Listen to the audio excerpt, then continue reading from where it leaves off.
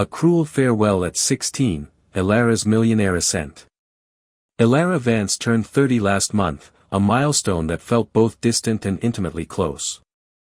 14 years prior, she had returned from her secondary academy in Salem, Oregon, to discover her family vanished, leaving behind only a chilling pronouncement, "You'll figure it out." They had systematically stripped their lives bare, even siphoning off her carefully accrued college fund.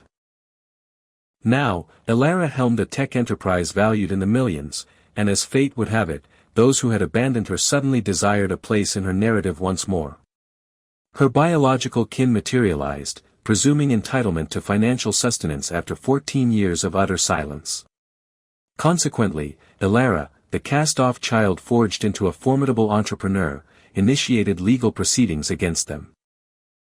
Should this account reach wider ears, she wondered where the listeners resided, and whether any had ever known the sting of abandonment in their hour of deepest need. If this narrative resonates, please consider liking this channel and subscribing for more insights. Your thoughts in the comments below, perhaps sharing if you too have navigated similar betrayals, would be deeply appreciated. Her childhood unfolded in Salem, Oregon, seemingly a picture of middle-class normalcy. Her parents, Julian and Camille Vance, held mundane positions, Julian as a regional sales director for an electronics distributor and Camille as a senior administrator at a local wellness clinic. Her brother, Finn, 2 years Elara'S junior, was unequivocally the favored offspring. His missteps were invisible to their eyes, while Elara found herself perpetually measured against impossible benchmarks. Beneath the veneer of suburban tranquility, their household finances writhed in disarray. Julian nursed a clandestine obsession with speculative investments, a secret he imagined no one discerned. Each month, he'd vanish for a business retreat, returning either suspiciously flush with sudden gains or, more frequently, sullen and belligerent, igniting arguments with Camille over trivialities. Camille's own fiscal habits were equally destructive. A deep-seated inclination towards compulsive acquisition ensured their credit lines remained perpetually exhausted, and mysterious parcels, tags still affixed, would often appear, swiftly concealed within her wardrobe. Their relentless quarrels concerning money infused their dwelling with an unbearable tension. "You just blew the mortgage payment on another one of your sure things, didn't you?" Camille would shriek. "And if you didn't require another bespoke garment, perhaps we could settle the power bill," Julian would retort. Neither ever accepted accountability, consistently deflecting blame onto the other or external forces. Elara discovered solace in scholastic pursuits. The academy became her haven, her passion. Amidst the domestic maelstrom, she could meticulously control her academic standing and accolades. By junior high, she was navigating advanced curricula and clinching academic distinctions. Her educators discerned a latent potential in her, a quality her parents persistently failed to acknowledge. The singular individual who truly recognized her burgeoning abilities was her maternal grandmother, Adelaide Sterling. Residing approximately a 30-minute journey away, visits to Adelaide's modest cottage became Elara'S sanctuary. Grandma Adelaide, a pioneering figure who had worked as a technical assistant at Bell Labs in the nascent days of digital computing, retained a profound fascination with technology. She gifted Elara her inaugural computer at the age of 12, a modest refurbished desktop, yet it unfurled an entirely new cosmos before her eyes. "You possess a truly logical intellect, Elara," Adelaide would affirm, as Elara meticulously demonstrated organizing digital photographs or configuring email filters. "Computers, you see, operate on rules and patterns, a clarity people often lack. I believe you could truly actualize something significant with this inherent interest." Buoyed by Adelaide's encouragement, Elara enrolled in programming courses during her secondary academy years. By her second year, she was crafting rudimentary websites for local establishments, accumulating modest earnings. She diligently conserved nearly every coin, sensing instinctively that financial autonomy would prove paramount to her forthcoming existence. Regrettably, her parents uncovered her savings when she was 14. "We need to procure some funds for outstanding invoices this month," Camille declared, her tone less a query than a pronouncement. Merely a temporary measure, naturally. Over the ensuing 12 months, they extorted nearly 3,500 credits from her, not a single coin ever repatriated. When Elara was 16, Grandma Adelaide unexpectedly succumbed to a sudden ailment. Elara was devastated. Adelaide had represented her emotional anchor and staunchest advocate. In her final testament, Adelaide bequeathed Elara 8,000 credits, accompanied by a handwritten note, "For your enlightenment and aspirations, my brilliant girl." Elara meticulously guarded this inheritance from her parents, establishing a new account at a separate financial institution and arranging for statements to be dispatched to a trusted friend's residence. As Elara's academic achievements burgeoned, so too did her parents' barely veiled resentment. She secured admission into esteemed summer symposiums, earned a place in the prestigious Alpha Omega Society, and assumed the captaincy of the debate ensemble. Rather than eliciting pride, these accomplishments seemed to ignite a simmering irritation within her parents. "Not everyone requires a recitation of your perfect academic record, Elara," Camille would remark when Elara attempted to share positive tidings. "You truly believe yourself superior to all others," Julian would mutter. They would lavish accolades upon Finn for merely scraping by with passing grades, while Elara's consistent exceptional marks were met with indifference or acerbic critiques regarding her perceived ostentation. Finn, absorbing their example, adopted their rhetoric. Teacher's pet, he'd sneer as Elara immersed herself in studies instead of passive entertainment. "No wonder your social circle is so limited." This assertion lacked veracity. She cultivated a small yet steadfast cohort of companions from her advanced classes and the debate team, yet the prevailing narrative at home depicted her as somehow flawed for prioritizing intellectual pursuits. By her final year, Elara's aspirations coalesced around tertiary education.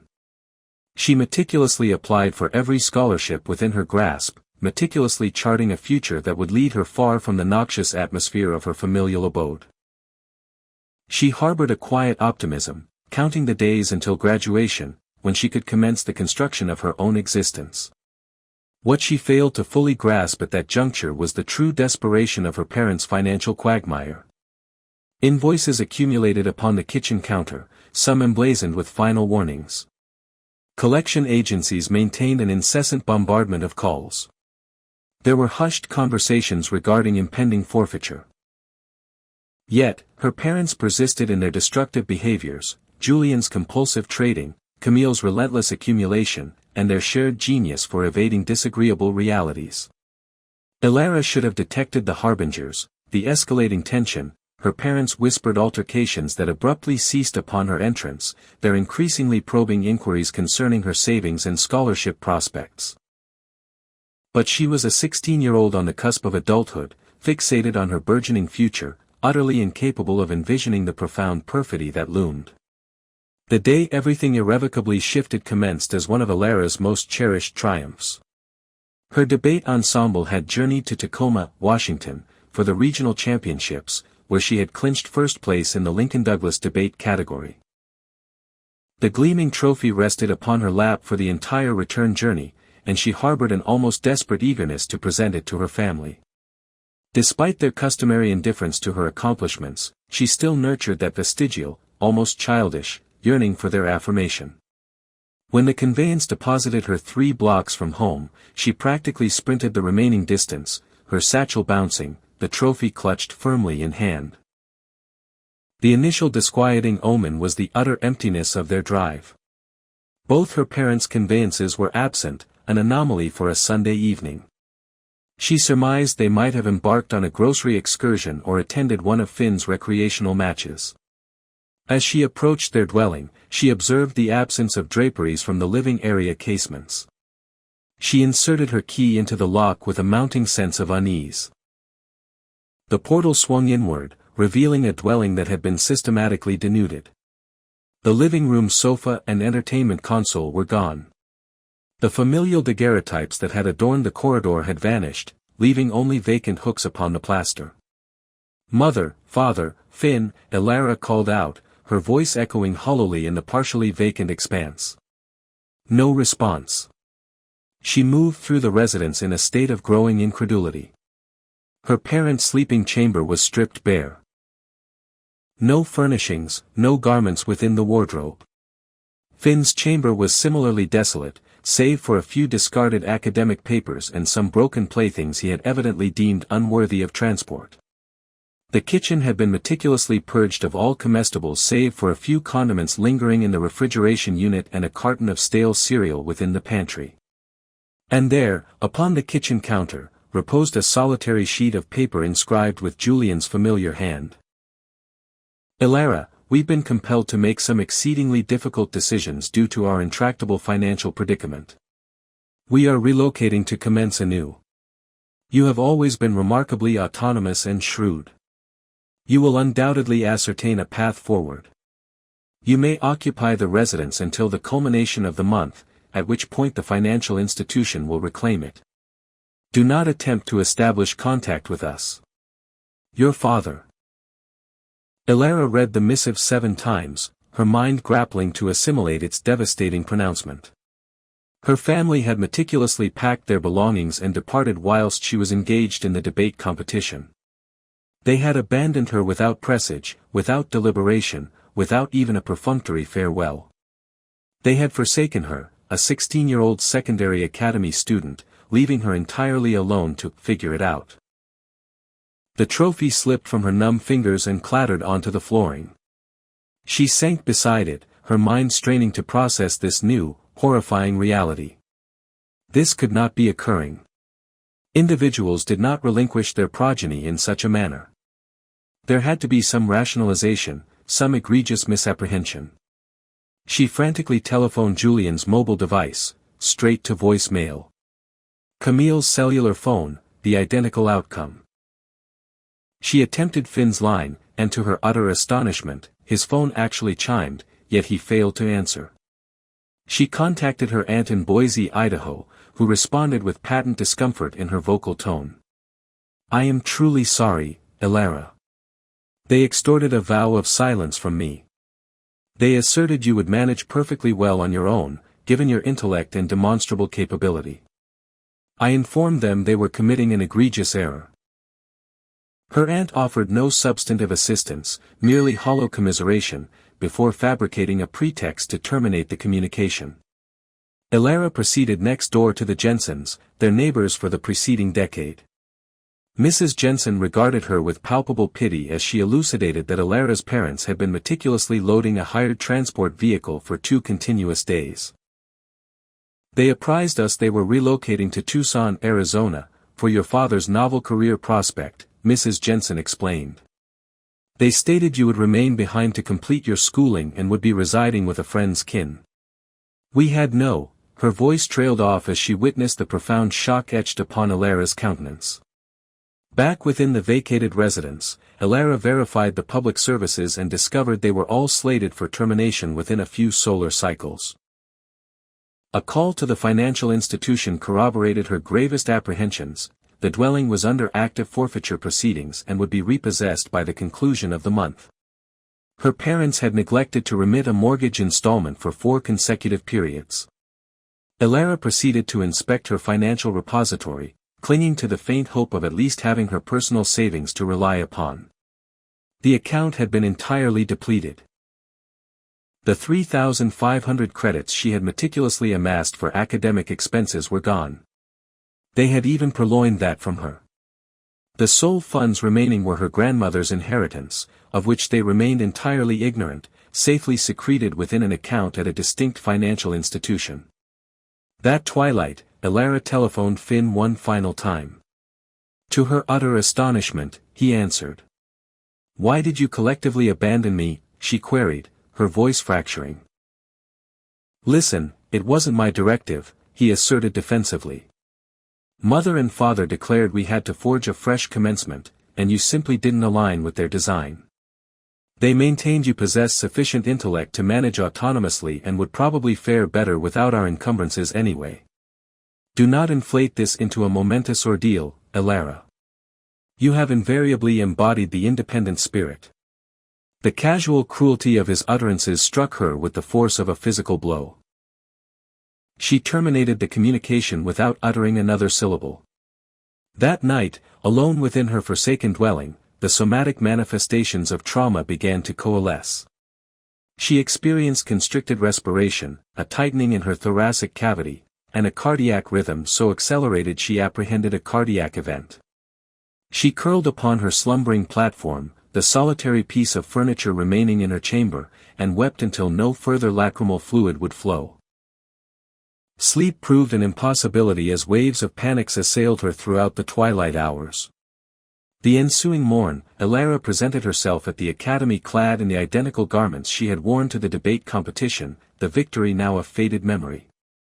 She proceeded directly to Principal Astra Thorne, her academic counselor, and presented the chilling missive. Principal Thorne's visage transformed from bewilderment to unmitigated horror as she perused its contents. Elara, this constitutes child abandonment.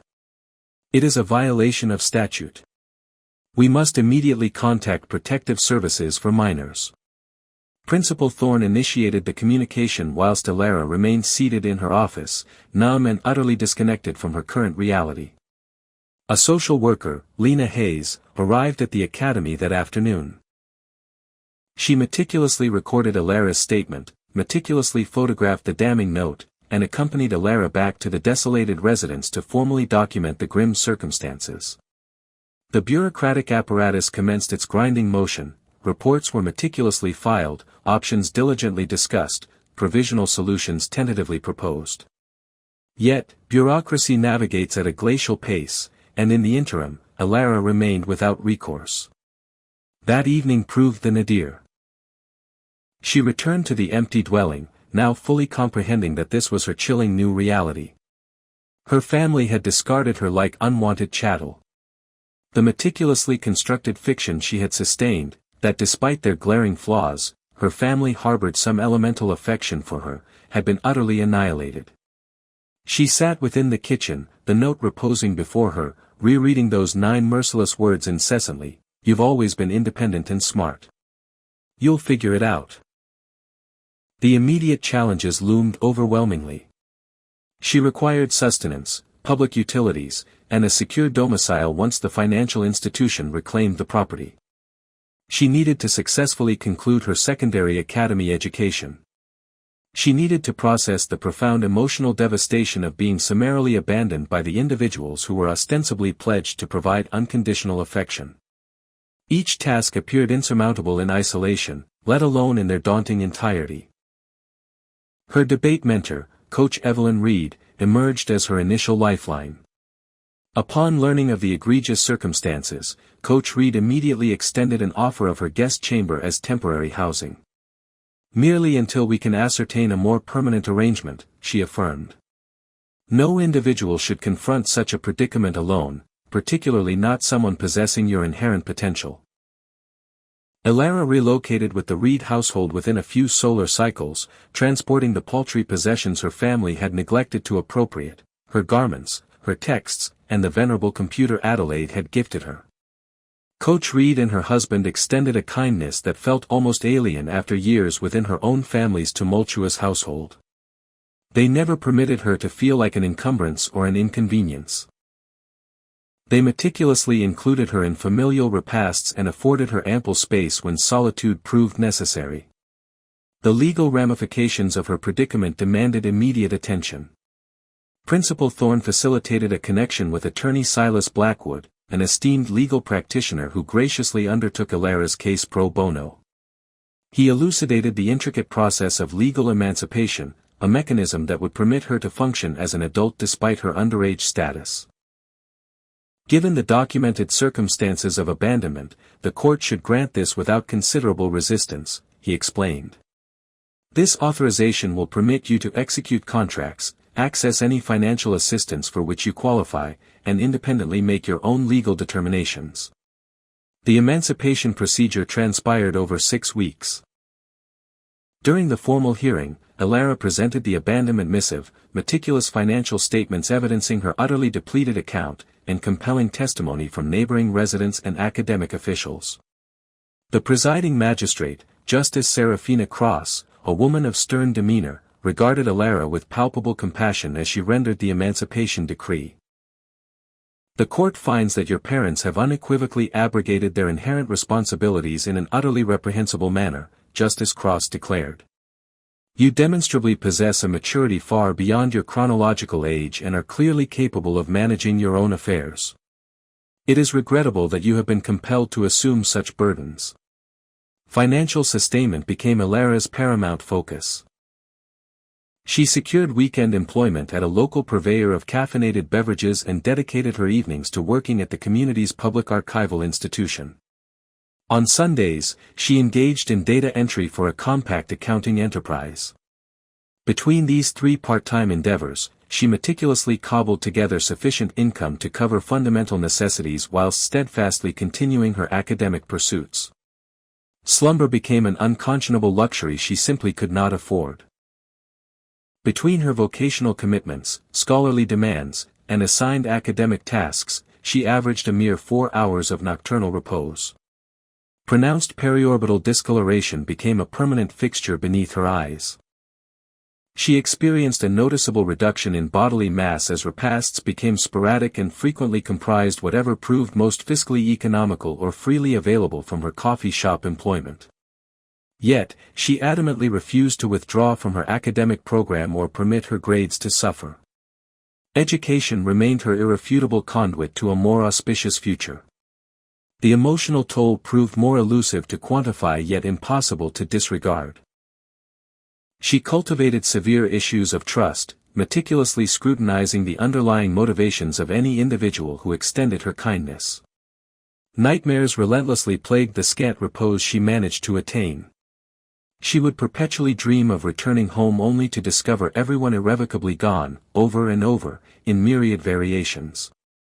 Occasionally, she would dream her family had inexplicably returned, only to awaken to the stark, crushing reality of their persistent absence.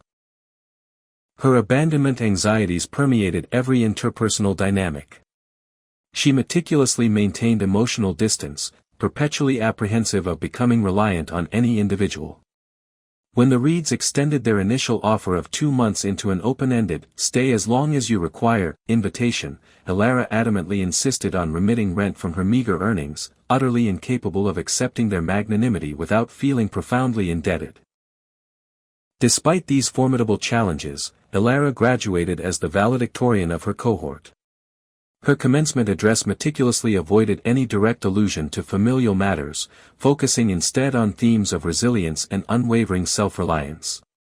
The assembled audience accorded her a thunderous standing ovation, utterly oblivious to the poignant irony embedded within her pronouncements concerning the transcendence of adversity. Coach Reed wept openly. Not a single biological kin attended the momentous graduation ceremony. This journey of transformation, born from desolation, truly underscores the power of the human spirit. If you find inspiration in tales of overcoming adversity, please hit the like button and consider sharing this story with others who might need to hear it. With the conferment of her diploma came her next formidable challenge, tertiary education. She had secured admission to the state's primary academic institution with a partial scholarship specifically allocated for computer science, yet it proved insufficient to cover all attendant expenses. She meticulously amalgamated this with Adelaide's inheritance, modest grants for which she qualified as an independent student, and judicious student loans to render the endeavor fiscally viable. Her relocation into the student dormitory that autumn proved a strangely disorienting experience. Around her, parents meticulously assisted their offspring in unpacking personal effects, offered tearful farewells, and pledged forthcoming care packages and weekend visitations. Elara arrived in solitary fashion, possessing merely 2 travel valises containing the entirety of her worldly possessions. Her roommate, Lyra Jensen, arrived accompanied by her expansive family, parents, siblings, even a grandmother bearing freshly baked confections. Elara braced herself for awkward interrogatories concerning her own familial circumstances, yet when they graciously extended an invitation to join them for an evening repast, she found herself assenting. Their inherent warmth proved overwhelming, yet not in an uncomfortable manner. Subsequently, when Lyra inquired about Elara'S familial situation, Elara furnished her with the abbreviated rendition. To her profound astonishment, Lyra offered neither pity nor discomfort. "That is unequivocally messed up," Lyra declared. "Their irreparable loss. You are irrevocably tethered to me now." It marked the genesis of a companionship that would ultimately burgeon into one of the most paramount relationships in Elara'S life. Tertiary academic life presented novel challenges. The cramped student housing represented an undeniable amelioration from the specter of homelessness, yet it remained arduous. She adhered to an unyielding financial regimen, scrupulously itemizing every single coin. Instant noodles became a ubiquitous dietary staple. She undertook the maximum permissible course loads to accelerate the completion of her degree and engaged in part-time employment within the computing laboratory to augment her slender finances. Her mental well-being experienced a marked deterioration during her initial academic year. The relentless stress of financial precarity, inextricably combined with the profound emotional trauma of abandonment, culminated in crippling episodes of anxiety and persistent insomnia. Some nights, she would lie awake until the early hours, then drag her weary form to early morning classes, fueled solely by copious quantities of caffeine and sheer, unadulterated resolve. The university's complimentary counseling services became absolutely indispensable to her continued survival. Her therapist, Dr. Eris Thorne, meticulously assisted her in comprehending that her abandonment was in no way attributable to her own actions. "Nothing a child performs could ever legitimately rationalize your parents' actions," Dr. Thorne adamantly insisted during their sessions. "Their deplorable actions unequivocally reflect their inherent character, not your intrinsic worth." During the winter recess of her initial academic year, when the dormitories ceased operations, Elara found herself without a place to reside. Lyra adamantly insisted Elara accompany her to her family's residence in Milwaukee, Wisconsin. "My mother has already prepared the guest chamber," Lyra asserted, brooks no argument. That festive season, spent in the embrace of the Jensen family, revealed to Elara the profound essence of a functional, loving familial unit. It proved both profoundly healing and exquisitely painful to bear witness. At some juncture during that formative year, Elara meticulously composed a missive to her parents. She ascertained their current domicile through an exhaustive public record search. They had, indeed, relocated to Tucson, Arizona, as the neighbors had indicated. The missive was neither imbued with vitriol nor accusation. It simply provided an update on her current existence and posed the fundamental query as to their reasons for their sudden departure. Elara never received a solitary response. The traditional festive periods proved particularly arduous. Whilst other students returned to their ancestral homes to celebrate, Elara diligently acquired additional work shifts or sought refuge in her companions' apartment dwellings. She meticulously cultivated novel traditions for herself. An extended film marathon on the Day of Gratitude, a diminutive personal indulgence on the morn of the winter solstice, savory Chinese takeout on the eve of the new year. These self-imposed rituals served to ameliorate the profound void left by the absence of familial traditions. In her second academic year, Elara encountered Professor Vivian Caldwell in her advanced programming seminar. Professor Caldwell immediately discerned Elara's pronounced aptitude and unwavering dedication, frequently lingering after instructional periods to engage in extensive discussions concerning concepts extending far beyond the prescribed curriculum. Professor Caldwell rapidly emerged as another pivotal mentor figure in Elara's life, an individual who unequivocally perceived her inherent potential and assiduously nurtured it without imposition of condition. "You possess an unequivocally unique perspective," Professor Caldwell remarked after meticulously reviewing Elara's midterm endeavor. "Your algorithmic approach tackles problems with a distinctiveness I have not previously encountered. Have you given due consideration to the domain of application development?" Under Professor Caldwell's sagacious guidance, Elara formulated her inaugural application as a formal class undertaking. A rudimentary program designed to meticulously organize study timetables and judiciously prioritize academic assignments. To her profound astonishment, other students genuinely expressed a desire to utilize it. This diminutive triumph planted a nascent seed that would ultimately burgeon into something far more momentous. Elara graduated with highest honors in computer science, and the professional enticements commenced to proliferate. Several prodigious technology corporations extended alluring compensation packages, replete with competitive emoluments and comprehensive benefits. The allure of financial security proved undeniably tempting after successive years of unremitting fiscal instability, yet an inexplicable reluctance prevented her from assenting to any offer. During her culminating academic year, she had diligently formulated an advanced encryption protocol as an integral component of her culminating thesis endeavor. Professor Caldwell had expressed particular admiration. This possesses profound real-world applicability, Elara, Professor Caldwell had asserted. This transcends mere academic theory. This could demonstrably be highly marketable. Elara opted for the less trodden path. Instead of the presumed corporate security, she elected for a position within a nascent startup where she could perpetually refine her encryption concepts. The compensation was diminished, the working hours extended, and the inherent risks elevated, yet the potential for exponential growth and unbridled creative autonomy exerted an irresistible allure. 6 months into this venture, Elara attended a premier technology symposium in San Francisco, where she encountered Kai Sato, a brilliant programmer possessing skills complementary to her own. They conversed without cessation throughout the entire night within the hostelry foyer, meticulously sketching intricate diagrams upon discarded paper napkins and fervently debating implementation strategies for what would ultimately coalesce into their groundbreaking security software. "We must establish our own enterprise," Kai asserted as the dawn broke.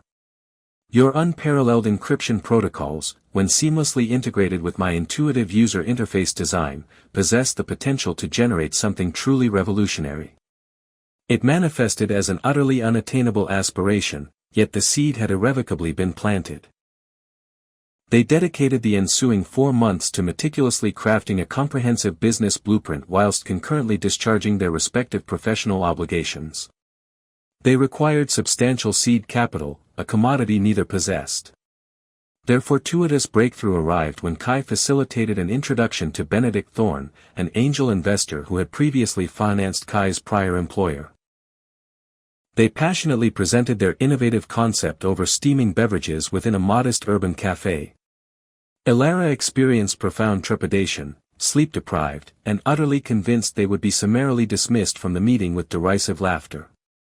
Instead, Benedict listened with unwavering intensity, posed incisive technical interrogatories concerning the underlying technology, and then utterly astounded both of them. "I am favorably impressed by what I am apprehending," Benedict declared. "I shall commit 75,000 credits for a 20% equity stake." It hardly constituted a fortune within the technology sphere, yet it sufficed to initiate their ambitious endeavor. Elara resigned from her position the subsequent solar cycle. Kai followed suit. They leased a minuscule office space, in actuality merely a repurposed storage cubicle within an industrial complex, and unreservedly immersed themselves in product development. Those formative days proved simultaneously exhilarating and profoundly terrifying. They labored 16 hours daily, subsisting on copious quantities of strong coffee and ubiquitous takeout cuisine, often seeking meager repose upon the office's utilitarian couches when critical deadlines loomed. Elara'S diminutive studio domicile became even more Spartan as she meticulously rerouted every available coin into the nascent enterprise. She liquidated her vehicle, excised any superfluous expenditure, and maintained the most stringent possible fiscal austerity. The rigorous financial discipline she had acquired through sheer necessity now served her admirably as a strategic business imperative. Their initial monumental breakthrough transpired approximately 8 months into their venture. They formulated an encryption algorithm that proved demonstrably more secure and markedly more efficient than any existing options currently available on the market. When they formally demonstrated its capabilities at a premier cybersecurity conference, industry conoscenti immediately took notice. Yet, the trajectory to success was rarely linear.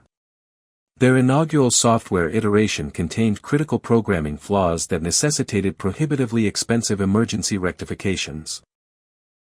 A substantially larger competitor threatened a specious patent litigation, which mercilessly drained their finite legal budget. 3 full months of painstaking development work had to be summarily discarded when they unearthed a fundamental conceptual flaw in their overarching approach. Their financial repository dwindled precariously. "We possess approximately 6 weeks of operational runway remaining," Kai informed Elara one grim Friday afternoon, meticulously displaying the updated financial projections. "We require either a significant capital injection or immediate revenue generation, and with alacrity." That weekend, Elara experienced no repose. She meticulously refined their investment presentation, telephoned every industry contact she had meticulously cultivated, and prepared for a final, desperate gambit to salvage their nascent enterprise. By the ensuing Monday morn, she had scheduled 6 distinct meetings with potential investors for the coming week. The initial 5 meetings culminated in polite yet firm rejections: too risky, too early in their developmental stage, insufficient market penetration. By the time Elara entered the 6th meeting, with the esteemed venture capitalist Victoria Thorne, she operated on the vestiges of her determination and rapidly diminishing hope. Victoria Thorne distinguished herself profoundly from her predecessors. She posed highly technical interrogatories that evinced a profound comprehension of their product at an exceptionally deeper stratum. She vigorously challenged their market projections, compelling them to rigorously defend their underlying assumptions with empirical data. The meeting, initially slated for a single hour, protracted into 3. "I possess an unwavering belief in what you are meticulously constructing," Victoria declared definitively, "and more significantly, I possess an abiding faith in you, Elara. Your unyielding persistence is truly commendable. My fund shall commit 3 million credits for a 25% equity stake." Just like that, the entire paradigm shifted. They relocated to proper professional offices, engaged a burgeoning team of skilled developers, and significantly accelerated their product development initiatives. The enterprise burgeoned from merely Kai and Elara to a robust team of 50 individuals within 18 months. They formally launched their comprehensive security software suite to overwhelmingly positive reviews and commenced the systematic acquisition of large enterprise clients. With her inaugural substantial remuneration, Elara procured a modest residence, nothing overtly extravagant, yet unequivocally her own. After successive years of housing precarity, possessing a permanent domicile represented far more than a mere fiscal investment, it embodied tangible emotional security. 3 years subsequent to the establishment of their enterprise, they achieved their inaugural multi-million credit contract with a preeminent financial institution. Their rigorous security team had meticulously tested Elara'S encryption against every known method of cybernetic assault and deemed it unequivocally superior to all existing alternatives. This resounding validation from a risk-averse industry behemoth unfurled a cascade of novel opportunities. Professional recognition duly followed. Elara was prominently featured in a prestigious publication's 30 Under 30 list within the technology category. The accompanying article briefly alluded to her background as a self-made entrepreneur who had independently financed her tertiary education, though she had judiciously shared minimal details concerning her familial circumstances with the interviewer. As the company continued its inexorable expansion, so too did Elara'S responsibilities and attendant stress levels. She toiled incessantly, partly from sheer necessity and partly as a subconscious mechanism to evade confronting the unresolved emotional issues she persistently carried. Her therapist, Dr. Elena Petrova, whom she continued to consult on a monthly basis, astutely highlighted this pervasive pattern during one session. "You have meticulously erected formidable emotional fortifications, Elara," Dr. Petrova observed. "They have undeniably afforded you protection, yet they are simultaneously impeding the ingress of potential felicity. When was the last occasion you engaged in an activity purely for the sheer joy of it?" It was a query Elara found herself utterly incapable of answering. Her very identity had become so profoundly intertwined with survival and subsequent success that she had utterly forgotten how to simply exist. This profound realization precipitated small yet profoundly significant modifications in her conduct. She began to conscientiously dedicate her Saturdays to leisure. She joined a hiking collective. She permitted herself modest luxuries without the corrosive pangs of guilt. During this transformative period of personal growth, Elara briefly became romantically involved with her company's chief financial officer, Rhys Atherton. He possessed a keen intellect, exhibited commendable ambition, and appeared to comprehend her unwavering dedication to the enterprise. However, the relationship eventually faltered as Elara'S ingrained trust issues inevitably surfaced. Rhys's frustration burgeoned as she persistently maintained emotional distance. "It's as though a fundamental part of you remains irrevocably locked away," he articulated during their breakup discourse. "I simply cannot contend with specters, Elara." He was, of course, entirely correct. She remained perpetually haunted by the specter of abandonment, perpetually anticipating the eventual departure of every individual in her life. Dr. Elena Petrova meticulously assisted her in discerning this pervasive pattern and commencing the arduous yet imperative work of systematically addressing it. "The individuals who departed from your life were themselves profoundly broken," Dr. Petrova patiently explained. "Their actions were never fundamentally about you, they were irrevocably about their own inherent failings.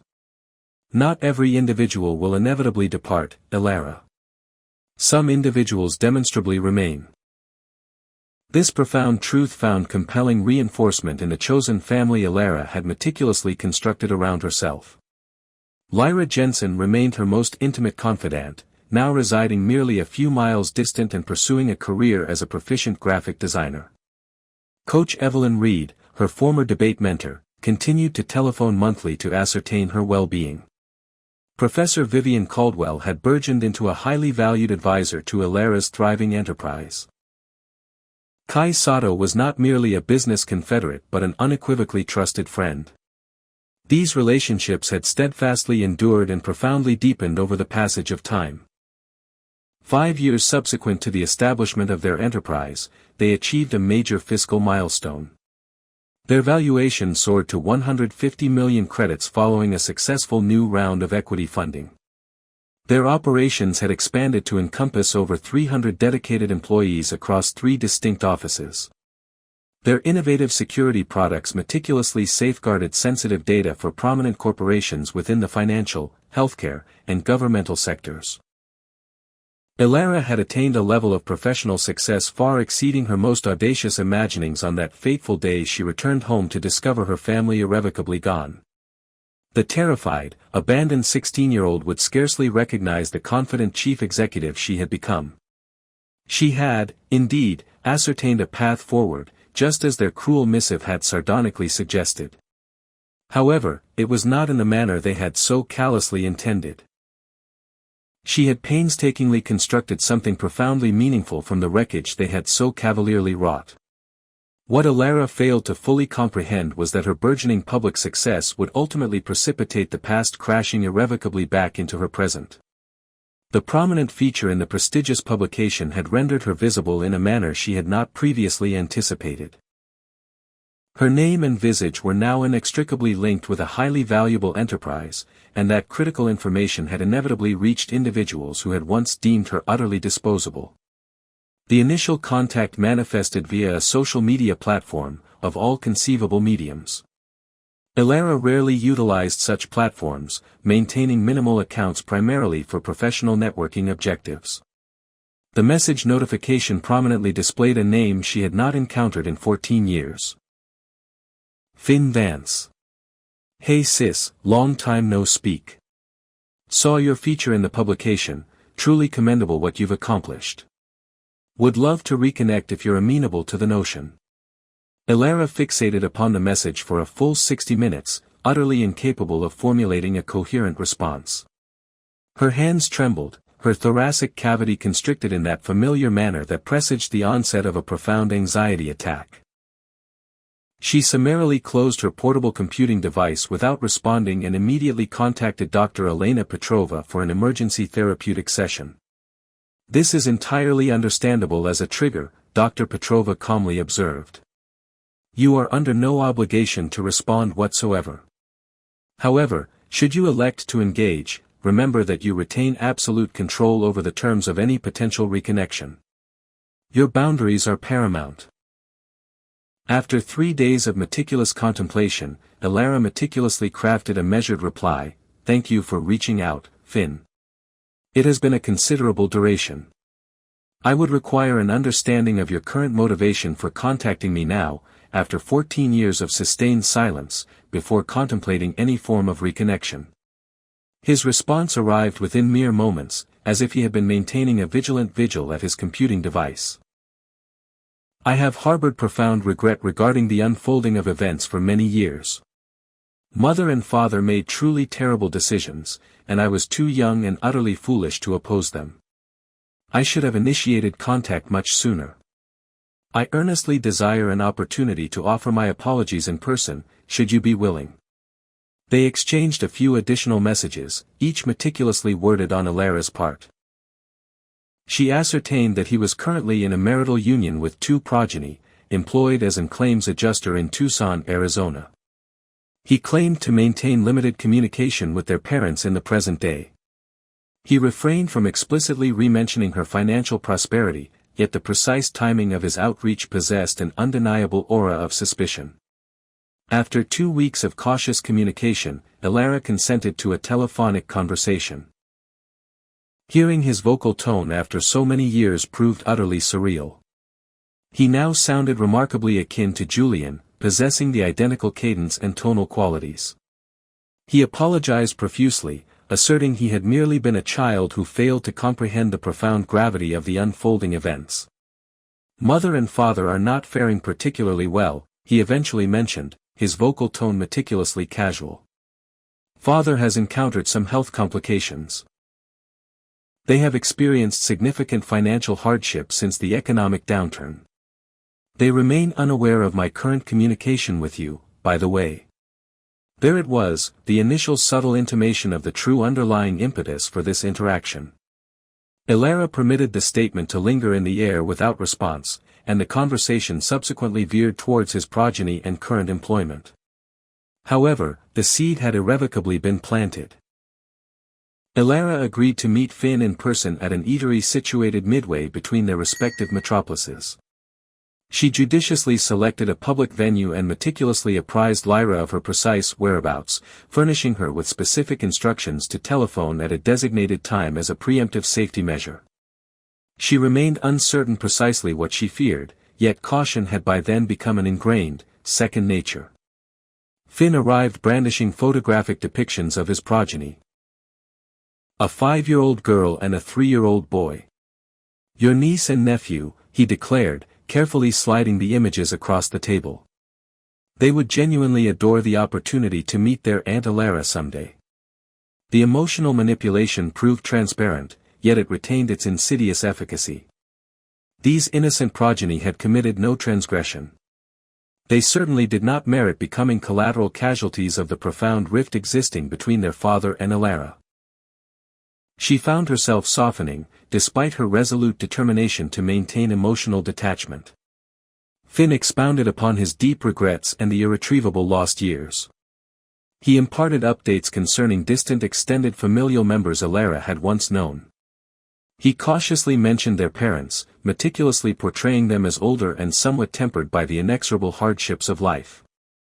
Father experienced a minor cardiac event last year, he disclosed, stirring his coffee. The medical invoices have proven exceptionally onerous. They were compelled to liquidate their domicile and relocate into a rented apartment. Mother still occasionally inquires about you, wonders about your current well-being. She could have initiated contact at any juncture in the past 14 years to ascertain my status, Elara replied, her vocal tone steadfast. Both of them could have. Finn nodded, appearing appropriately contrite. They are consumed by shame, I believe.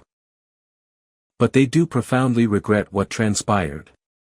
Individuals commit truly egregious errors sometimes, particularly when driven by desperation.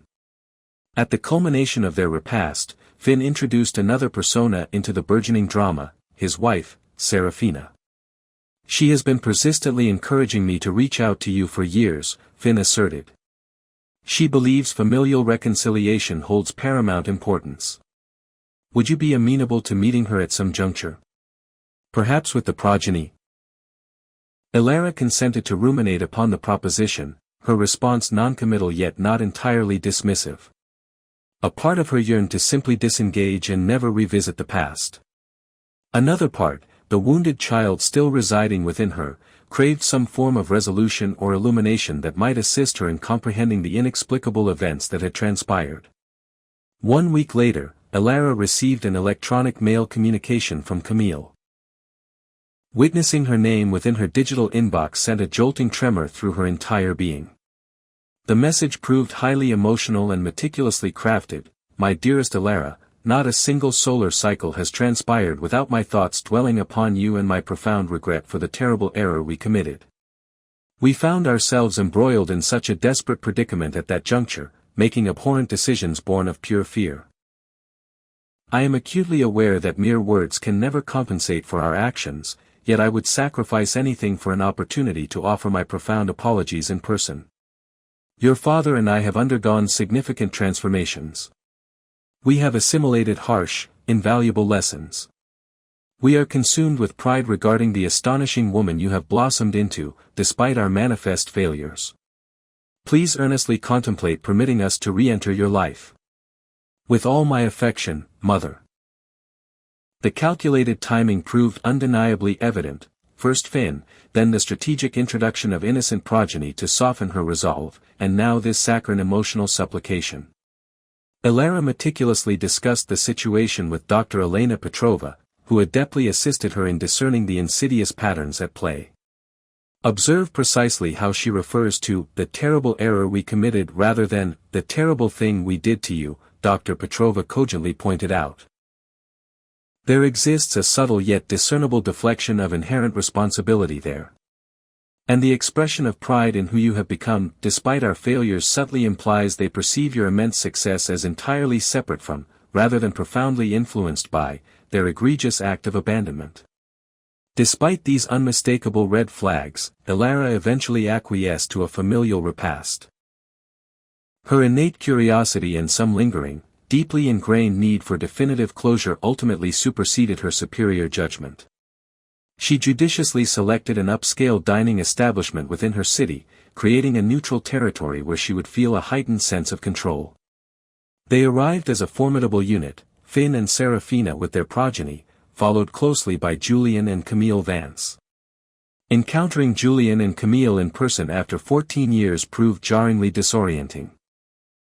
They had aged considerably.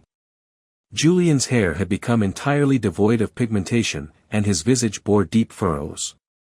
Camille had gained substantial mass and moved with a sluggishness that had previously been absent. They appeared as ordinary aging parents, not the malevolent entities her memory had meticulously preserved. Camille embraced Elara, tears streaming copiously down her countenance. Elara remained rigidly stiff within her arms. Julian attempted a similar gesture, but Elara consciously recoiled, offering a formal handshake instead.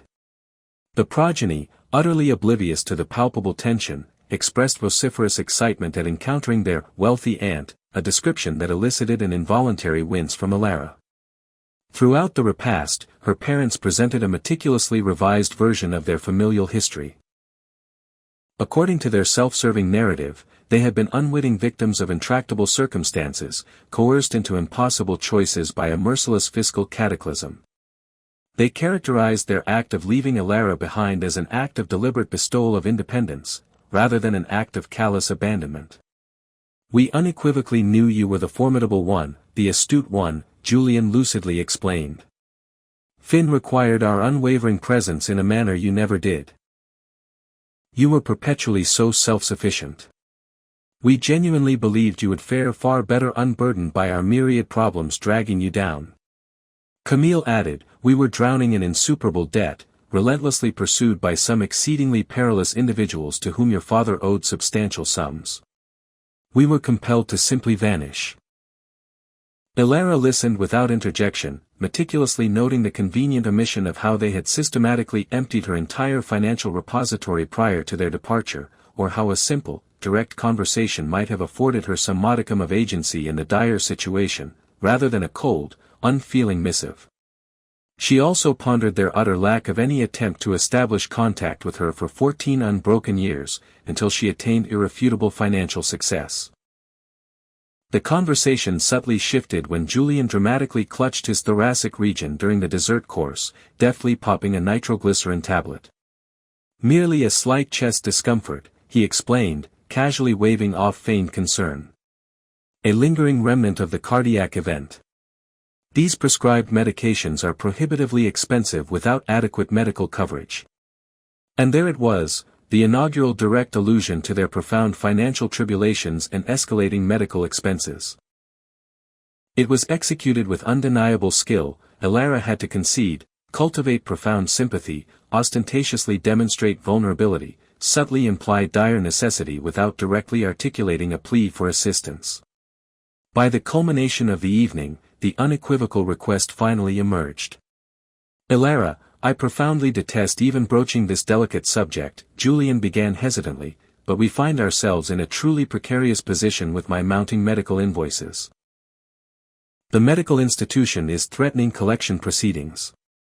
We urgently require approximately 75,000 credits to assuage their demands. It would, naturally, be a loan. We would meticulously repay you as expeditiously as circumstances permit." Elara pledged to contemplate the proposition, neither explicitly committing nor unequivocally refusing outright. As they prepared to depart, Camille pressed a folder into Elara's hand. Their current contact information and some official documentation pertaining to Julian's specific medical condition. Merely so you fully comprehend the severity of our domestic situation. Elara meticulously reviewed the contents of the folder, itemized medical invoices, past due notifications, and a formal loan application that had been summarily denied. She also initiated comprehensive background checks on her biological family, a proactive measure she lamented not having undertaken prior to their reunion. What she subsequently unearthed proved profoundly illuminating. Finn had formally declared personal bankruptcy 2 distinct times within the preceding decade. Her parents possessed a documented string of residential addresses, strongly suggesting frequent relocations, likely precipitated by evictions. There were numerous small claims court judgments rendered against them from various creditors. Their established pattern of acute financial irresponsibility had demonstrably persisted unabated in Elara's prolonged absence. The singular alteration was that they now perceived her as a potential panacea for their entrenched problems, rather than an inconvenient burden to be summarily discarded. Over the ensuing weeks, the frequency of contact escalated. Camille telephoned regularly with solicitous updates concerning Julian's health. Finn extended an invitation to his daughter's birthday celebration. They meticulously engineered a steady stream of familial obligations and insidious emotional inducements. The entreaties for fiscal succor became progressively more frequent and astonishingly varied. Finn urgently required assistance with his mortgage. Camille's vehicle had experienced a mechanical failure. Julian necessitated a highly specialized medical treatment not encompassed by their meager insurance coverage. Each narrative arrived meticulously accompanied by supporting documentation and copious, tearful expressions of gratitude for Elara'S mere willingness to even contemplate extending assistance. Elara consulted with her financial advisors and legal counsel regarding the establishment of clear, enforceable boundaries. Upon their judicious advice, she extended an offer to directly remit payment for one of Julian's critical medical treatments, not by directly furnishing them with funds, but by meticulously remitting payment to the healthcare provider. They reluctantly assented, yet appeared noticeably disheartened by this arrangement. The untenable situation reached an undeniable breaking point when they unilaterally relocated to Elara'S metropolitan area without any prior notification. "We desired to be in closer proximity to you," Camille explained when they telephoned to announce they had secured a rented apartment merely 20 minutes from Elara'S private residence. "Now we can truly commence the arduous process of rebuilding our precious relationship." Their unwelcome proximity exponentially magnified the pervasive pressure. Unannounced drop-by visits, last-minute invitations to purported familial repasts, urgent calls for emergency assistance with outstanding invoices and escalating expenditures. Each interaction left Elara emotionally depleted and profoundly anxious. The final, decisive straw arrived when they appeared unannounced at her company's corporate headquarters. Elara was actively engaged in a critical board meeting when her executive assistant interrupted to inform her that her parents were languishing in the reception area, adamantly insisting upon an immediate audience concerning an urgent family matter. The purported urgent matter transpired to be that their monthly rent was 3 days past due, and they urgently required 4,000 credits to avert imminent eviction. As Elara meticulously inscribed the check, against her better judgment, Julian glanced around her impeccably appointed office with unconcealed appreciation. "You have truly performed exceptionally well for yourself, Elara. We always definitively knew you would. That is precisely why we felt entirely comfortable leaving you to your own devices. Some fledglings require a firm push from the eyrie to truly soar." That unconscionable rewriting of history, transforming their callous abandonment into some perverse form of tough love, was the precise moment clarity irrevocably returned. They had not undergone any fundamental metamorphosis. They remained the identical individuals who had callously forsaken a 16-year-old girl with an unfeeling missive and an utterly depleted financial repository. The sole alteration was that they now perceived her as a readily available resource to be ruthlessly exploited, rather than an inconvenient burden to be summarily discarded. That evening, Elara contacted her attorney, Anya Sharma, and scheduled a formal consultation for the ensuing solar cycle. Enough was unequivocally enough.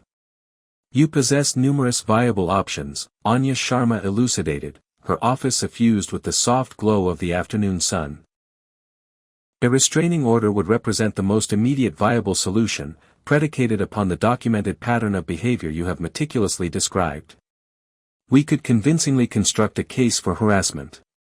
Elara had diligently collaborated with Anya on complex business matters for numerous years, yet this marked their inaugural discourse concerning Elara's profound personal predicament.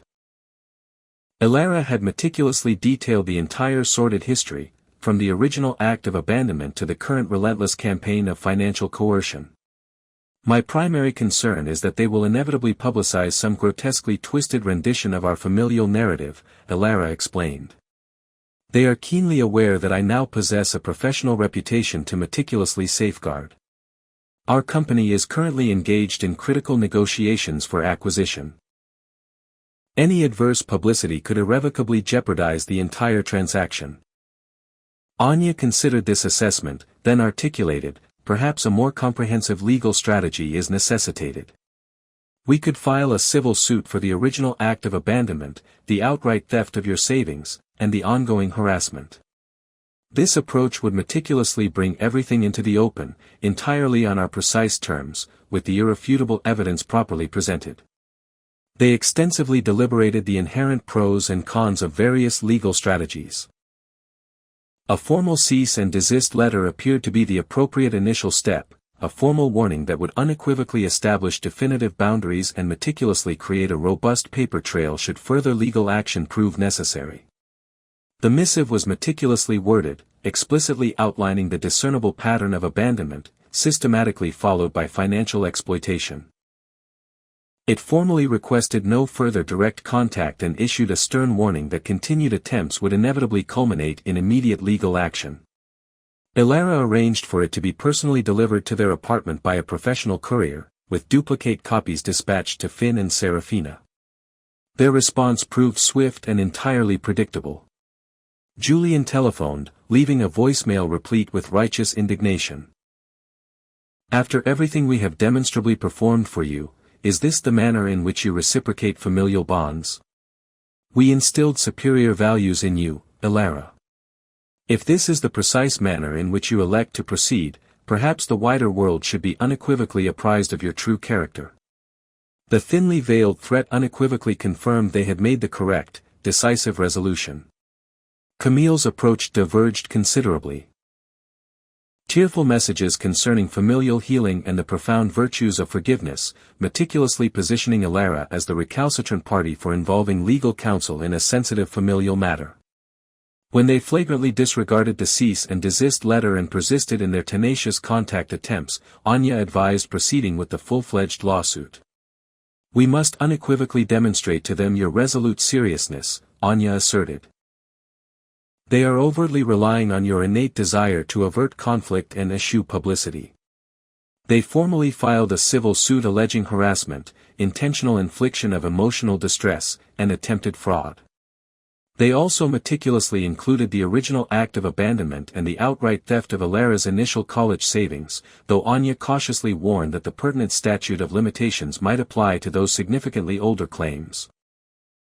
Elara'S parents responded with a countersuit that evinced audacious temerity of unprecedented proportions. They audaciously claimed they had actively invested in Elara'S foundational education and early developmental trajectory, which had directly and demonstrably contributed to her current prodigious success. Therefore, they argued, they were rightfully entitled to substantial financial compensation as early-stage investors in her burgeoning career. The sheer absurdity of their claim might have elicited derisive laughter had it not been so profoundly painful. They were, in essence, claiming that fundamental parental responsibilities, such as enrolling her in public schooling and affording shelter for 16 years, constituted a judicious business investment deserving of substantial returns.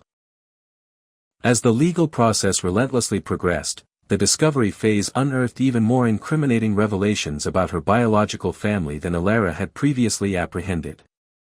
Their documented financial history encompassed not merely gambling debts and a shopping compulsion, but also multiple instances of insurance fraud and various small-scale scams meticulously targeting vulnerable elderly neighbors. They had left an indelible trail of exploited relationships and unpaid debts across numerous territorial jurisdictions. Finn was formally deposed as an integral component of the proceedings. Under oath, he admitted something Elara had long harbored suspicions about. Mother and father observed Elara'S feature in the prestigious publication and definitively resolved to reconnect specifically due to her pronounced financial success. Father remarked it was akin to winning the lottery without even purchasing a ticket. The case began to attract considerable media scrutiny. A local business journal ran a provocative story headlining, "Tech CEO Sues Parents Who Abandoned Her," which was subsequently picked up by larger, national media outlets. Elara authorized Anya to issue a brief formal statement emphasizing that this was an intrinsically private familial matter that, regrettably, necessitated legal resolution only after repeated attempts at establishing reasonable boundaries had demonstrably failed. The unwavering support Elara received from her company and cherished friends proved absolute. Kai adamantly insisted on rearranging their demanding schedules so Elara could attend all requisite legal proceedings. Lyra steadfastly accompanied her to court on particularly arduous days. Elara'S executive leadership team collectively stepped up to manage an augmented array of responsibilities whilst Elara meticulously dealt with the ongoing litigation. Dr. Elena Petrova, her therapist, provided expert testimony concerning the profound psychological impact of child abandonment. The trauma Ms. Vance experienced at 16 years of age engendered lasting trust issues and pervasive anxiety that necessitated successive years of intensive therapy to systematically address, Dr. Petrova articulated. The recent reappearance of her biological family and their relentless financial demands has undeniably re-traumatized her, effectively undoing significant therapeutic progress. The most astonishing development transpired when Finn, after profound deliberation, elected to formally testify on Elara'S behalf against their parents. His wife, Serafina, had apparently issued him an ultimatum after meticulously learning the comprehensive, unvarnished narrative of Elara'S abandonment. "Either you unequivocally advocate for what is inherently just, or I am irrevocably taking the progeny to my mother's residence," Serafina had sternly informed him. Finn's testimony proved utterly damning.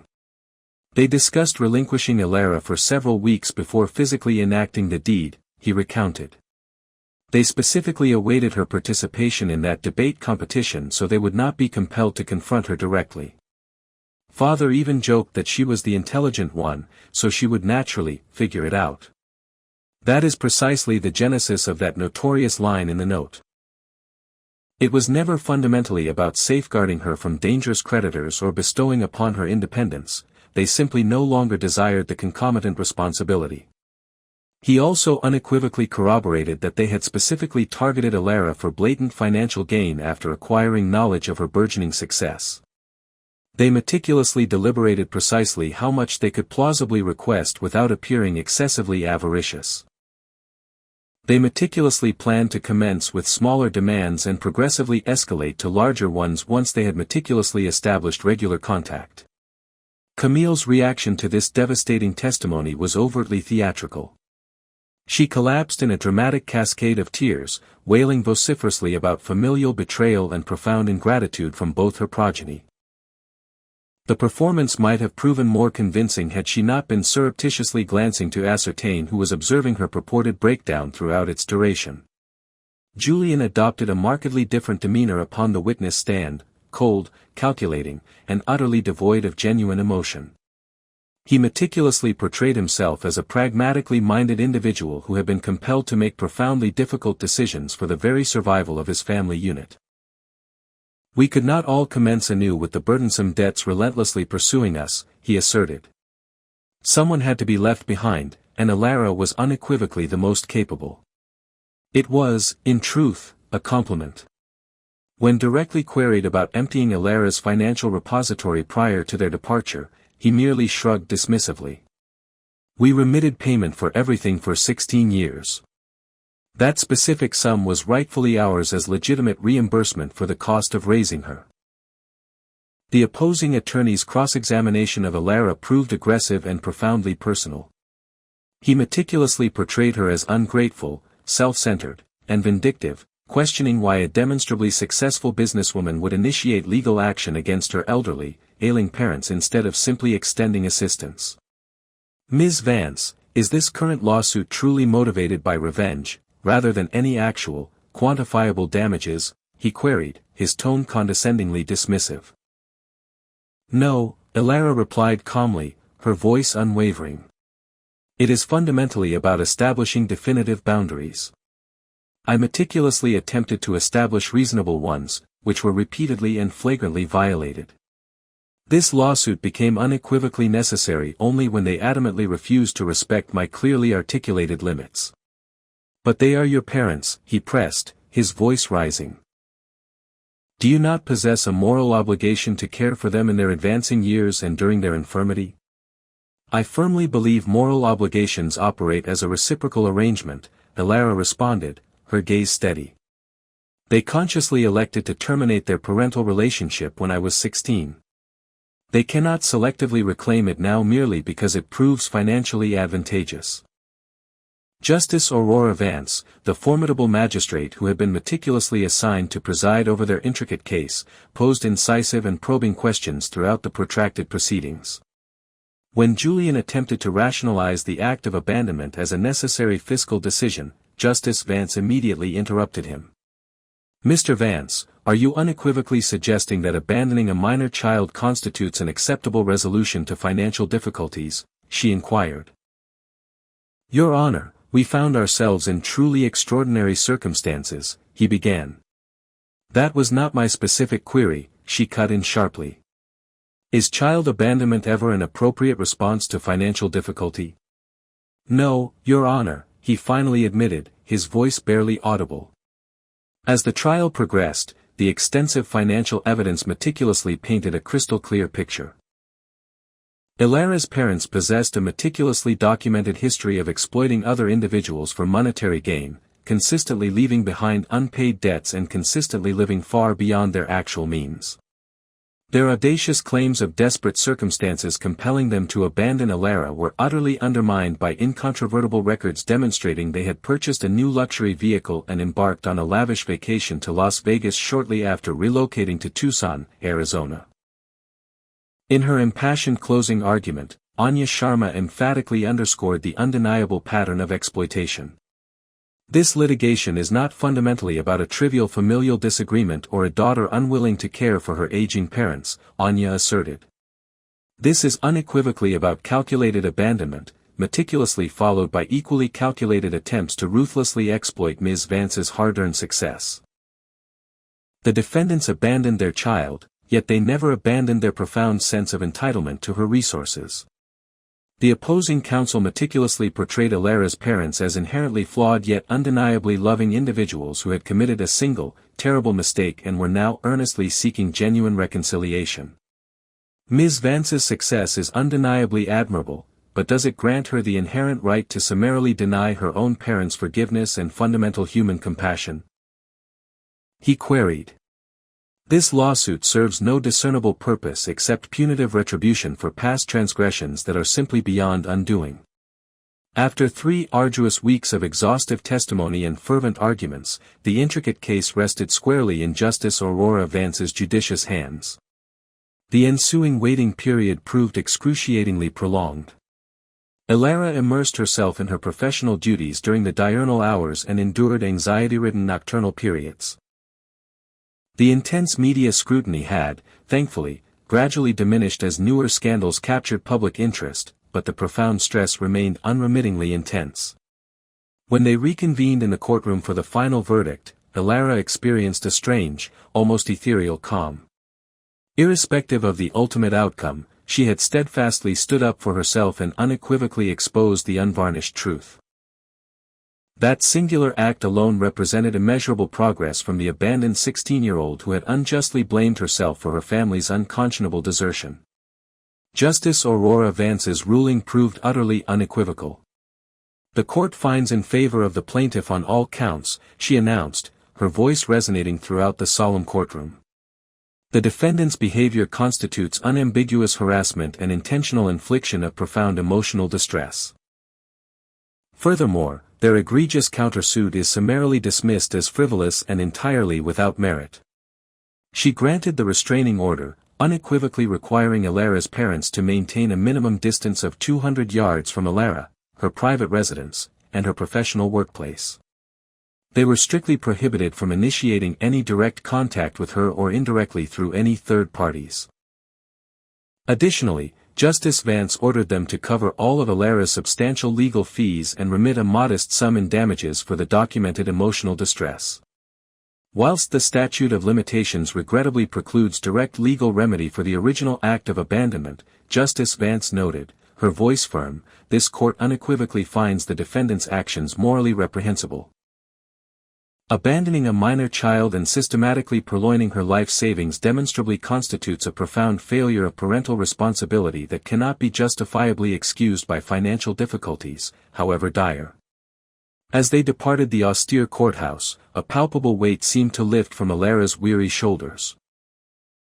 The protracted legal battle had proven undeniably draining, yet it provided a formal, public acknowledgement of grievous wrongs that had remained unaddressed for 14 agonizing years.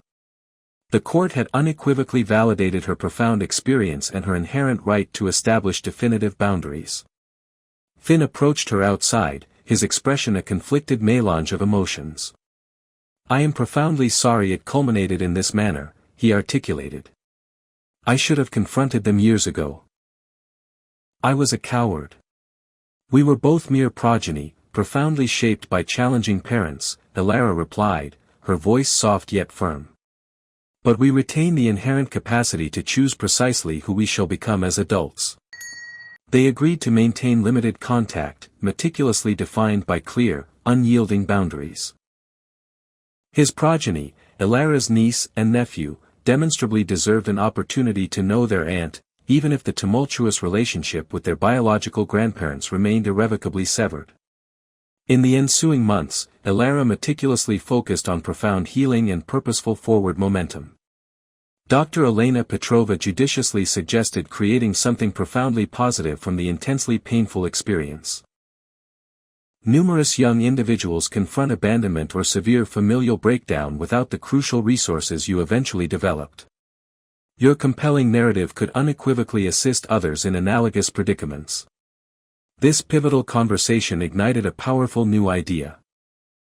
Elara formally established the Catalyst Collective, a distinguished non-profit organization passionately dedicated to furnishing comprehensive support to teenagers confronting familial abandonment, housing insecurity, or transitioning out of foster care. When someone callously instructs a teenager to figure it out, we earnestly aspire to be the indispensable resource that genuinely assists them in achieving precisely that, Elara elucidated at the collective's inaugural launch event. The chosen name meticulously reclaimed the cruel dismissal from her parents' infamous missive and profoundly transformed it into a powerful mission of empowerment. The collective meticulously established a comprehensive scholarship program specifically tailored for academically promising students emanating from unstable domestic environments. Each year, they judiciously selected 30 deserving recipients who demonstrably exhibited profound academic potential despite navigating extraordinarily challenging circumstances. Beyond mere financial sustenance, they provided invaluable mentoring and unparalleled internship opportunities at esteemed partner corporations, including Elara'S own enterprise. Elara'S personal narrative, previously meticulously guarded, seamlessly became an integral component of her public identity as she passionately advocated for abandoned and at-risk youth. She granted numerous interviews to raise crucial awareness concerning teen homelessness and the myriad challenges inherent in navigating educational pursuits and early adulthood bereft of familial support. A captivating TED Talk she delivered, provocatively titled "Figuring It Out. Resilience After Abandonment," garnered an astonishing 3.5 million views online. In it, she eloquently shared the pragmatic and profound emotional strategies that had enabled her to not only survive but ultimately thrive. Abandonment relentlessly compels you to definitively answer the fundamental question of your inherent identity when every familiar anchor is summarily stripped away, she elucidated. It is an undeniably brutal means by which to cultivate self-reliance, yet the profound strength you subsequently unearth becomes utterly unshakable. Writing emerged as another potent modality of healing. Elara commenced working on a deeply personal memoir chronicling her arduous journey from abandonment to unequivocal success. The process proved undeniably painful yet profoundly cathartic, permitting her to meticulously process experiences she had previously rigorously compartmentalized. The literary work, eventually published under the resonant title The Cipher, rapidly ascended to bestseller status and further expanded the Catalyst Collective's far-reaching influence. As her public advocacy work burgeoned, so too did her capacity for profound personal connection. She encountered Asher Hayes, a gifted architect who voluntarily furnished his design services for the collective's transitional housing projects. Unlike previous romantic relationships, this one evolved slowly and with unwavering steadiness, meticulously constructed upon mutual deference and a progressively increasing willingness for vulnerability. "I have diligently perused your literary work," Asher informed her on their third informal engagement. "I comprehend that trust does not easily manifest for you. I am unequivocally willing to earn it at whatever measured pace genuinely works for you." His unwavering patience and consistent reliability assisted Elara in systematically dismantling the formidable emotional barriers she had meticulously constructed over the years. For the inaugural occasion, she found herself genuinely capable of relying upon another individual without the pervasive, constant fear of imminent abandonment. When episodes of panic or profound distrust inevitably surfaced, as they occasionally did, Asher responded with boundless compassion rather than escalating frustration. The tireless work with the Catalyst Collective brought Elara into intimate contact with countless others who had experienced familial estrangement. Their poignant narratives consistently reinforced what her therapist, Dr. Elena Petrova, had long maintained. That familial bonds are ultimately and intrinsically defined by boundless affection, unwavering support, and consistent presence, not merely by the fortuitous coincidence of blood relation. Elara had painstakingly constructed a chosen family over the ensuing years. Lyra, who had remained her steadfast friend since their initial academic year, Coach Evelyn Reed, who had magnanimously offered shelter when Elara possessed none. Professor Vivian Caldwell, who had sagaciously recognized and nurtured her latent potential, Kai Sato, who had forged an indispensable partnership with her to meticulously construct their thriving enterprise, and now Asher, who unequivocally demonstrated that vulnerability could be a profound wellspring of strength, rather than a debilitating weakness.